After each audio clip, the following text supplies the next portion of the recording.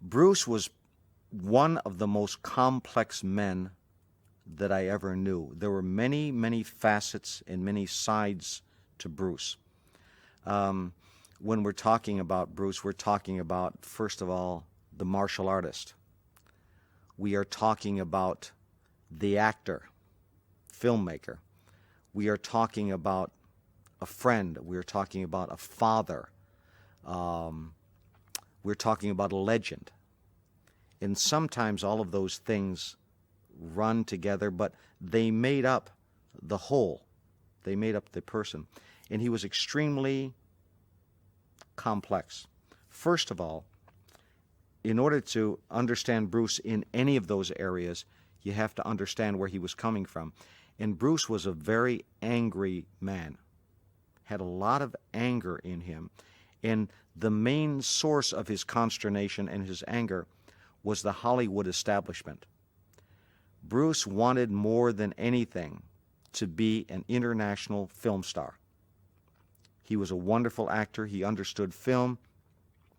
And the only thing he ever got from Hollywood was there's no way an Asian was going to be a leading man, period. Not going to happen. You're going to have to be a driver, a servant, something that Bruce considered demeaning. It was, the old pigtail thing. Bruce did not like that, was not going to accept that, period. This was the source of his anger. He was driven to prove them wrong, so he worked even harder as a martial artist so that when his opportunity came, he would be ready. He certainly was an incredible teacher. At one time, he was the highest paid karate instructor in the world. Everything he did, and everyone who knew Bruce, who really knew him, loved him. Yet, he was very private in that he did not just let anyone in. He had some paranoia. It was almost like, what do you want from me? Why are you trying to be my friend? You must want something from me. So he had that aloofness, and a lot of people took that for him being a snob, which he wasn't. But that's not an uncommon trait with celebrities, because they're always trying to shield themselves from the hangers-on or the people who want something from them because of what they are and not necessarily because of who they are. I can remember being at Bruce's house with he and Linda when Brandon was little, and to see him pick up his son and give his son a kiss and show the tenderness and put his son to bed, leave all of his guests and everyone. His son was more important. He didn't say, Linda, do this. He did it. The funny thing is, he never wanted his son, Brandon, for example, to ever even consider being an actor. He said, someday you're going to grow up to be the biggest producer in Hollywood, and you're going to call the shots, and you'll tell everybody who can be a star and who can't be a star. No one's going to tell you that because you're Chinese that you can't be a leading man. So that's the goal that he had for his son. In 1971, Chuck Norris put on the World Pro-Am Karate Championships in Los Angeles at the Sports Arena. Bruce Lee came as a favor to Chuck as his guest of honor and special guest. And Chuck had asked Bruce if he would award the Grand Championship trophy to the black belt who won the Ultimate title. And Bruce, of course, said he would be very happy to. The day started with the little kids fighting, the little juniors, white belts and yellow belts. When those kids won, and I don't know, the tournament queen or someone was going to give them their trophies, Bruce got up and went there all on his own and took the trophies and himself handed it to these kids. That he would be that sensitive. And of course the kids are looking up at Bruce Lee with their mouths agape, looking at this man, and but he would do that. And to show that sensitivity and that tenderness, that stays with me. when I look at a Bruce Lee film, I see Bruce, I know he's acting, but I never see that tender moment. And I know that was part of him. I remember doing a film in which I hired an old-time stuntman, very old man, he was in his 70s, who was a stuntman back in the Max Sennett days of the old chase scenes, and he was a great driver, stunt driver. He said, I was Bruce Lee's stunt double. And now here's this little old man in his 70s. I said, Harvey, you know, you're almost 80 years old. What could you do for Bruce Lee? And he says, I was his stunt driver when that TV thing he did about Kato, and he said, you know, the sucker couldn't drive a lick. Bruce had a passion to own a Porsche.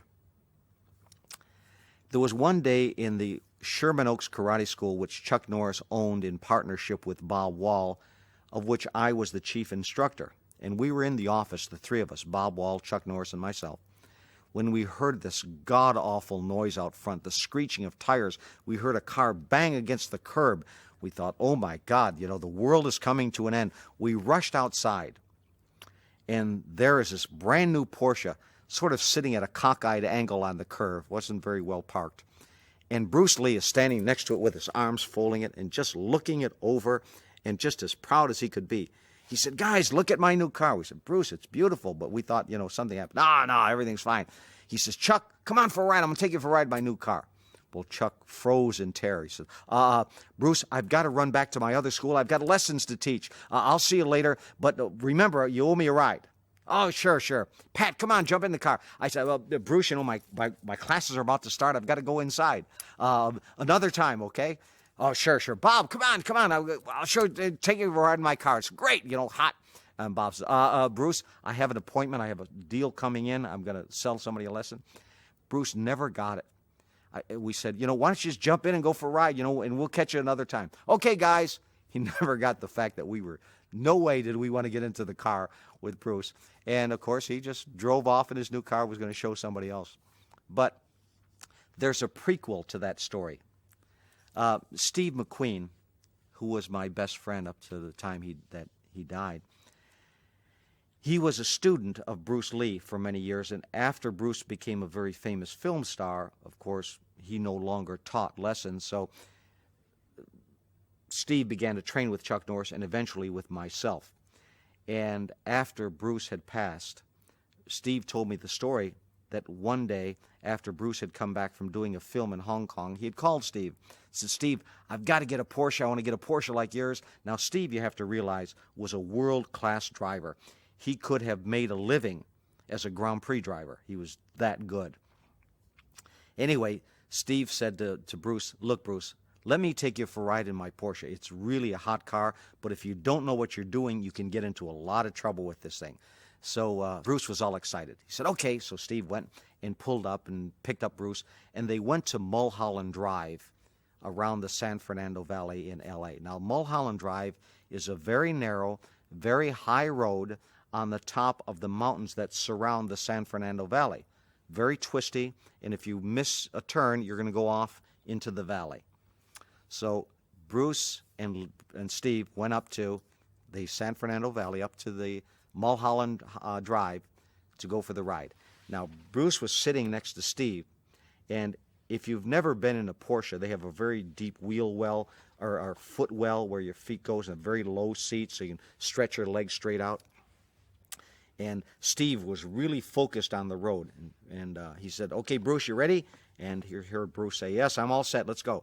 Well, Steve took that sucker, that Porsche, through its paces, and he was just driving it like crazy, and he'd say, what do you think of this power, Bruce? And Bruce said nothing. He heard no noise over there. And Steve says, now watch this, and he goes through the twisting turns and twisting around, and isn't that great, Bruce? See how it handles? Now watch this when I slide it. And Steve would put the thing into a tail slide, going right near the edge of the... And isn't that great, Bruce? No sound. He twists the other way, no sound. He says, now watch this, Bruce. This sucker will do a mean 180. And Steve goes, gears down, and spins it around, does a total 180. Stops the car, and he looks over and he says, well, what do you think, Bruce? And Bruce isn't there. Bruce! And he looks down. Bruce is down in the footwell, covered up. And he gets up. I can't use the language that Bruce used, but he said, "McQueen, I'll kill you. I'll kill you, McQueen. I'm going to kill you." And Steve said, his eyes open. He said, "Uh-oh, here is Bruce Lee, angry, the toughest guy in the world. He's angry and he wants to kill me." So Steve said he took off and started going as fast as he could on the highway. He said, "Bruce, calm down." And Bruce is saying, "Steve, slow down, slow down." And Steve said, "You won't hit me, will you, Bruce? No, you won't touch me, will you? No, you won't hurt me, will you? No, just stop the car. Stop the car." So Steve pulled it over to the side, and Bruce said, "I'd never drive with you again, McQueen. Never." And that was it. But Bruce then did go out and get his own Porsche. Steve, at the time in the middle 60s, was the #1 box office star in Hollywood. He was the man. He was the highest paid actor. Every top film went to him. And that's exactly what Bruce Lee wanted. Bruce Lee wanted to be a top international film star. By the same token, Steve McQueen, who was a really rough, tough guy, he had the greatest respect for Bruce because Bruce could kick ass. And that's what Steve wanted to be. Steve wanted to be what Bruce Lee was, this great martial artist. And Bruce wanted to be what Steve was. And they had this mutual respect. Bruce for Steve as an actor, Steve for Bruce as a martial artist. And there was a lot of interaction. For example, when Bruce Lee first went to Hong Kong, another story that Steve told me, and came back after doing, before Enter the Dragon, of course, but after he had done a couple of the hits that he had made over there, The Big Boss, I've forgotten which ones they were. But anyway, Bruce, when he got back into town, had called Steve, and Steve wasn't in at the time, so Steve got Bruce's message that he was back in town and staying at the Beverly Hills Hotel. So Steve put together a package with a picture of himself, and he autographed it to Bruce Lee, my favorite fan, Steve. And again, when it went over there, when Bruce opened it, Steve told me later that Bruce called him. He said, "McQueen, you dirty rat, I'm a star too now. I am a movie star too. Don't you send me this stuff." And Steve, of course, rolled on the floor because they knew what buttons to push on each other. And it was really a wonderful, wonderful, though competitive relationship. When Bruce first went back to Hong Kong, after having been rejected by Hollywood so often, he was nervous, but he was never unconfident.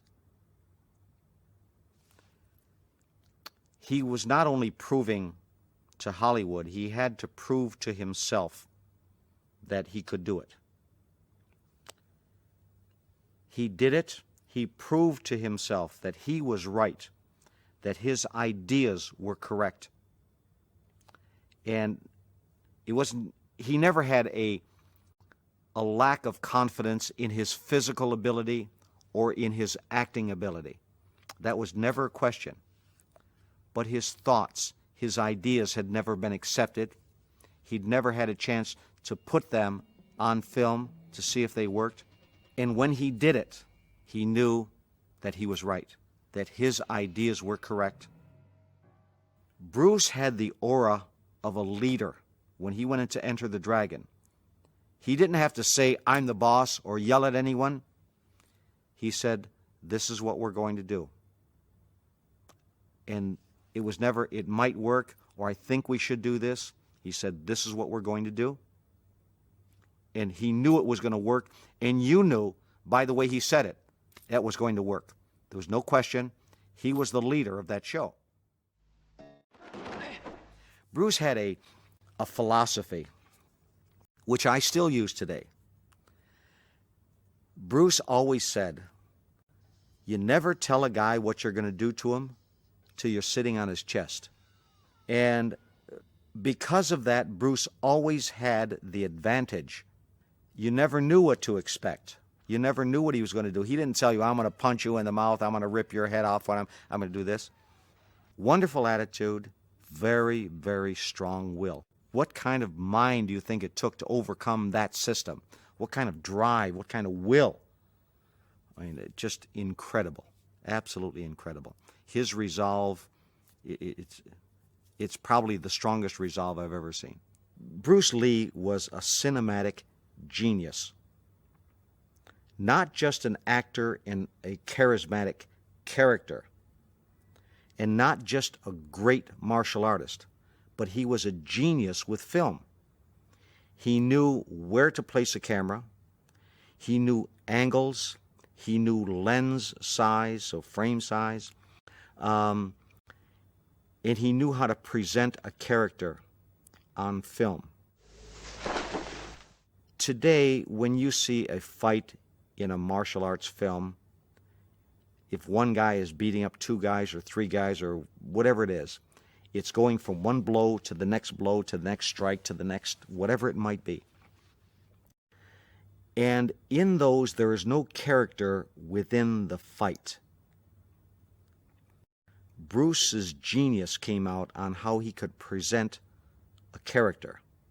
After one or two or three blows, there was that moment, that pause, where you just knew all of what was inside of him was coming out. It wasn't just a physical thing. When Bruce first started to train with Chuck, the style that Bruce studied believed in a lot of very effective low kicking for street fighting and self-defense, and that was his primary goal. When Bruce got to the point where he was going to be on the big screen, that type of kicking was not as cinematic, it was not as visual. When you got this great big screen and you're throwing a kick, you wouldn't like that kick to sweep across the whole screen. You really want to show something.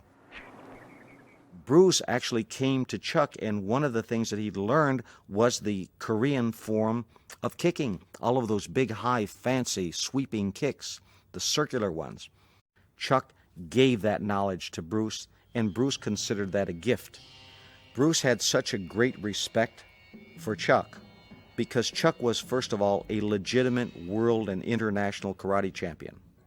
Those were titles that Bruce never won, but Bruce was a fabulous, great martial artist. He could have been a champion if that's what he wanted to do. All of his energy went into a different direction. Now, with Chuck as the world champion, and Bruce brought him to the screen and then beat Chuck up in the film, Bruce was telling the world, I am legitimate. And Chuck believed in that as well. And even today, when you hear people talk and try to compare the two, well, I saw Bruce Lee beat Chuck Norris in that movie, so that legitimized Bruce's martial arts ability in the eyes of a lot of people. Not to Chuck and not to Bruce, but to the world at large. If you've ever watched the wind and the tide working together, they're two completely different opposing forces, and yet when they blow together, there's a certain point, and Chuck was the tide, and Bruce was the wind. Well, the tide can only go, has a limit. The wind can go on forever. And they flowed together up to the point of the shoreline, and that's where the tide stopped. The tide was beaten. It couldn't go any further. And the wind continued. And that was Bruce. And it was all-encompassing, and the wind can overpower the ocean. The appeal of that fight between Chuck and Bruce, I think you had two outstanding martial artists, but you had two people who genuinely respected each other. And that mutual respect is what the fight was based on. That both fighters gave you the sense that I'm going in this completely confident that I'm going to win, but this just might be the guy who could beat me. When you always see Bruce Lee, you always knew that Bruce was in total control, but he deserved to be. And I felt that vulnerability, and Bruce showed it to me in that fight scene. He did a little bit of it in the end at Enter the Dragon with Han in the Hall of Mirrors.